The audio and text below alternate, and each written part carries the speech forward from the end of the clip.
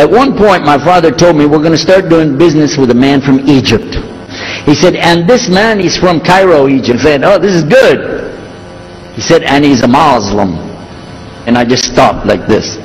I said, what? A Muslim? No way.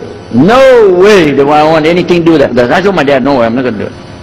And he insisted. He said, I want you to meet this man. He's very nice. He said, I want you just to meet him. I said, all right. I'll do it for you. I'm going to do it my way. I'm going to go to church. And it's going to be on Sunday. When I come out of the church, I'm going to have my Bible under my arm. I'm going to have the salib. I used to carry a big cross. I'm going to have my cross with me. And I'm going to have my hat that says, Jesus is Lord. And I'm going to have my wife, born-again Christian, with me. And we are going to get this demon, devil, infidel, Muslim, and we're going to show him Jesus. And this is a true story, by the way. We went to church. Strangely enough, the preacher was preaching out of the Old Testament about salvation coming at the time of David, which really puzzled me, because according to Christianity, it's coming through Jesus. And it really, that opened the door for me, but that comes up later in the story. Now, when I get there to my father's store, I'm looking around, you know. I'm looking for somebody wearing, you know, a long white robe and some kind of black, you know, thing over that with a long beard, and I guess I was looking for me, wasn't I? I said, where is he? I'm ready. My father said, he's over here. I said, where? I said, here. This is a normal guy. He didn't have a beard. He didn't have any hair at all. How do you do? I told him my name. He introduced himself. His name is Muhammad. I said, how do you do? After the niceties of hello, how are you, how's everything, I said, do you believe in God? He said, yes. Oh yeah? Sure. He said, yeah. Abraham? Yeah. What about David and Suleiman? He said, yeah. So when I meet this man, I'm impressed that he's believing these things, but I thought maybe he's just saying it. So I even asked him, what about Jesus? Because I thought maybe they're kind of, first I thought Muslims were like Hindus. That was first. And then when he said he believed in some of the things of the Bible, I said, okay, maybe they're like Jews. So that's when I said, yes, but what about Jesus? Do you believe in Jesus? And he said, yes. I said, okay, wait a minute. This is going to be easy. I can convert this guy. And in fact, I took him immediately out to have tea together. We sit together, drink tea, talk a little while. And I started trying to preach him right away. And he sat there. Okay. He's a graduate of Allah's heart. And he's like this. During Ramadan, some of his friends that he was staying with, they had to move their apartment around or something. And he was going to go stay in the masjid for itikaf in Ramadan. It's normal. We didn't understand. I thought he has nowhere to go. And I told my dad, this man has nowhere to go. And my dad said, no, he's got money. I said, no, he doesn't. Daddy, I'm telling you, he has no place to go. I heard him say he's going to go live in the mosque. So I said, let me offer that he can stay at our place. And my dad said, no, you don't do that. That's not right. I said, no, I'm going to offer it to him. I went to him and I said, how would you like to come stay at our place? He said, no, I want to go and stay there. I want to stay in the mosque, and it's something good. I said, oh man, look at this poor man. Please come and stay in our house. And he said, no, I can't. I need to go stay with her. So I told him, listen, no. I want you to come and you can pay. You can pay money and stay with us. He said, how much? I said, $15 a week. Which in America is like nothing. And then he kind of hesitated. I said, and we'll pay for all the food. He said, okay. All right. So he came and stayed in our house. And I said, well, now that's good. I'll travel with him and go with him in places, and he'll see and he'll learn about Christianity. Over a period of time, I came to learn a lot of things. In fact, I tried to debate with him about many things, but he was so wise and well educated that he could see what I was doing and he would take it easy and let me win every debate. But if he wanted me to lose, I was going to lose. This was how well he can handle it. Now look, I have 2 visitors in my house. One is a Catholic priest, the other is a Muslim. And I'm thinking I can get the Catholic priest and convert him to be a Protestant. At the same time, I'm going to catch the Muslim and bring him over to Christianity. High aspirations. But it didn't work. Some strange things began to happen. We would sit around the table at night to discuss what is the Bible and what's the salvation. My father has a Bible. It's called King James Version. But I work out of a different one that I've had since 1953. It's called the Revised Standard Version. So I began to preach out of mine, which doesn't match. And my father said, no, it's this way. I said, no, it's this way. Now my wife comes up with her Bible from Jimmy Swaggart. It's called the Good News for Modern Man. The Catholic priest, he's got another Bible. And I never even knew about this subject until then. And he's saying this, and I'm saying that. My father's saying something else. My wife's on something else. And all the time, Muhammad the Muslim is sitting over there like this. So we asked him, I guess it was me, I asked him, I said, well, how many versions of your book, your Quran, do you have? He said, the Quran has no versions. There's only one. It's original. It's in the Arabic language. This is the book that has no doubt. Hudal al-Muttaqin. It's guidance for those who have taqwa for Allah. So when he's telling us that the Quran is one, I'm going, huh?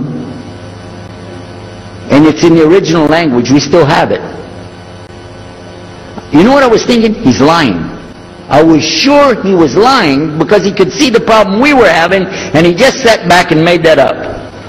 But I don't know Arabic at that stage, so I don't know what to say. You know, maybe, I don't know.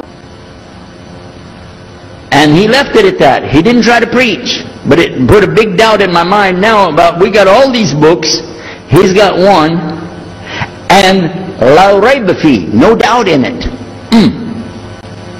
So another time we had another discussion that came up. Now this time I went to the other preacher who had the cross. And I was asking him, I want to be able to explain the Trinity. He said, you know the Trinity. I said, yeah, I know.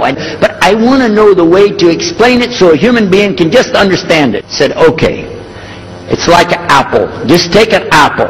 The apple has a shell around the outside, the skin. Inside is the meat. Inside of that is the seeds. Okay? 3 things, 1 apple. That's the way. I start going back. I'm going to tell this Muslim about the Trinity. But on the way, I remember his arguing with me, his way of debating with me. I said, no, he's going to tear me apart. As soon as I say seeds, he's going to say there's more than one. So it could be 7 or 8 or 9 or 10 gods all rolled into one. No. It's got to be special. It doesn't work like that. Let me go back and try again. So I went back to him. I said, what if he says there's more than one seed in there? He said, okay. He said, okay. Forget the apple. I said, okay. It's like the babe, the egg. Use the egg. The egg has a shell. Inside of the egg is the white. Inside of the white is the yellow. 3, 1 egg. That's it. That's good to go. Now I start going home again and it hit me. Wait a minute. The egg could have a double yolk. God becomes 4 just like that. I'm not going to ask him again. So at the market one day I saw a man and I was talking to him because I was listening to some things that Muhammad had told us about the belief in Islam. Allah is one. And so I was telling this guy, you know, I got some doubts about the Trinity. He said, you a preacher, you have doubts? I said, yeah, it doesn't make any sense. It doesn't make any sense. How could 3 be 1? He said, okay, look. You see me? I'm one man. I said, yeah. See my wife? Yeah. It's one person. Yeah. See my son? Yeah. 3. 1. One family. It's the family of God. Use that. I said, there you go. The family of God. You don't get very far on that one and you realize right away they could have another kid just like that. But worse, they could get a divorce. You want a God that can get a divorce? Huh? So we ask Muhammad, we say, okay, what do you say about God? What do you think he said? أعوذ بالله من الشيطان الرجيم بسم الله الرحمن الرحيم قل هو الله أحد الله الصمد لم يلد ولم يولد ولم يكن له كفوا أحد. Boy, that's exactly what I already think, but I can't admit that. But I could see for sure God is only one, and that, so I totally forget the Trinity thing. My dad never did believe it anyway, so he had no problem with it. The priest asks the Muslim, can I go to your church with you? The mosque. He said, sure, come on. Well, he went, and they came back. So he took the priest aside, come here, come here. What do they do? What do they do in there? Tell us, what did he do? He said, no, they just stand there like this, and they pray, and they leave.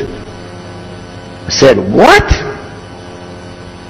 They pray and leave? He said, yeah. Okay, what kind of music do they have? He said they didn't have any music. No music?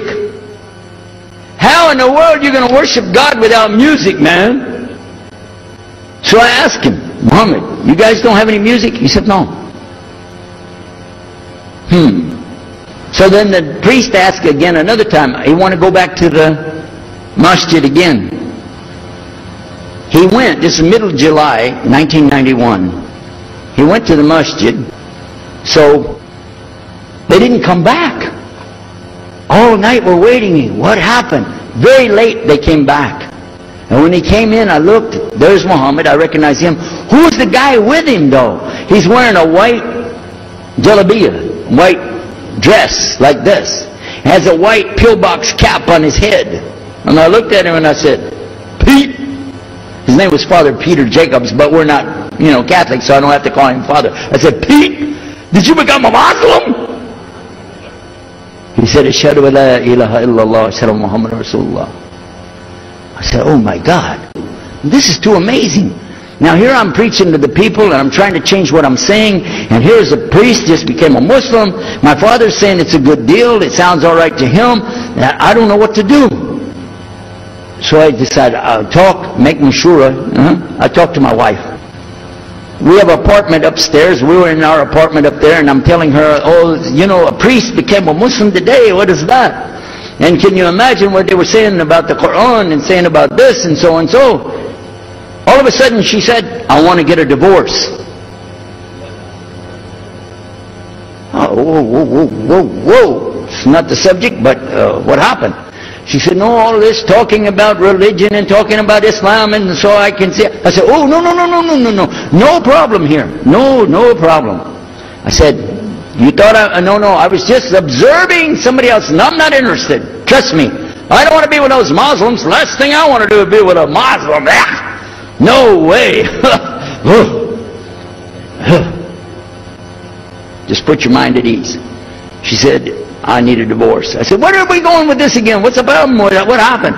She said, a Muslim can't be married to a Christian. I said, what? No, wait a minute, hold on. I don't, look at me. I'm telling you, I swear, I don't want to be a Muslim. Okay? Okay? And even if I did, don't you remember what he said? A Muslim man could be married to a Christian woman. It's not a problem. But I'm not saying I want to. I'm just saying it's not a problem. She said, that is the problem. A Muslim woman can't be married to a Christian man. I want to be a Muslim, so I need a divorce. I'll never forget, I was sitting right on the edge of the bed, just sitting there, and I almost fell over. I said, at last, I can tell the truth. I can say it. I didn't realize that she liked the idea. I was afraid. I said, okay, the good news is, I too want to be a Muslim. You know what she said? I don't believe you. I said, no, really. I was just saying that because, but for sure, just so you know, I want to be a Muslim. I've been thinking about it. I want to be a Muslim. We're both going to be Muslim. Alhamdulillah, it's going to be great. Right? You know what she said? I don't believe you because you're either lying right now or you were lying 5 minutes ago when you said you didn't want to be a Muslim. And either way, I don't want to be married to a liar. So get out. So I started leaving. So I went to get to Muhammad and I woke him up. I said, come, you and me, we got to talk. Come with me. And we went outside the house and we walked those country roads until the time for the dawn, the sun to come up at dawn. And all that time I talked to him about What's it like to be a Muslim? How do you have to believe? What do you have to do? Let me hear all of it now. And no more playing a game. I'm not debating. I just want to know. Just tell me. Just tell me what's Islam. I need to know what I need to do. And he told me everything, and I realized this is it. I got to make a decision. This is a big deal, though. And he told me, okay, this is up to you. You have to go make a choice for yourself. I can't help you. I said, oh my God.